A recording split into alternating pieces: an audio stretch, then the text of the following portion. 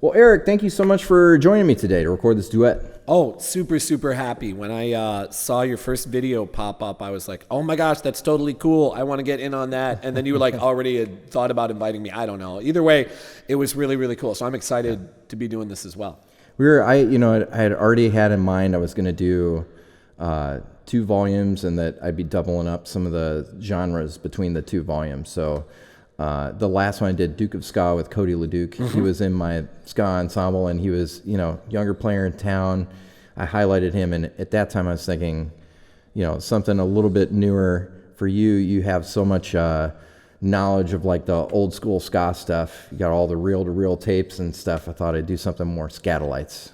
Yeah. Well, I definitely go back pretty far in Minneapolis with the ska scene here. I mean, I started playing in my first ska band in 1995 or 96. I think it was 95 actually, back in Suspectville when we were doing swing ska. It was crazy, super fun, and then I spent 20 years in this town playing in ska bands with 3 Minute Hero, with Secondhand Ska Kings, and a bunch of fun stuff. It's been great.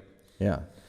And, one of the things that was really cool connection there, too, and we've known each other for a long time, is that, when I had that ska ensemble at McNally Smith, I had you in as a guest artist, and I knew that you had a very in-depth knowledge of the music, but when I had you come in and work with the kids, I realized truly what that meant. So. Yeah. Oh, it was great. It was like, hey, you do this, and then kind of going over the history and a lot of the ska thing, because just so many people don't know that. They think, well, ska, that was invented in the 90s? And then maybe you'll get older people who are like, no, it was the 80s. And you're like, no, this goes back to the 60s in Jamaica, and just being able to like work with those kids and be like, no, that's where these sounds came from. And they pushed into rocksteady, they pushed into reggae, and then it all came back around. And now here we are spitting it out 40 years later and putting, a new turn on it. It's just really fun to get to work with young people playing this music I've been playing for so long. Yeah.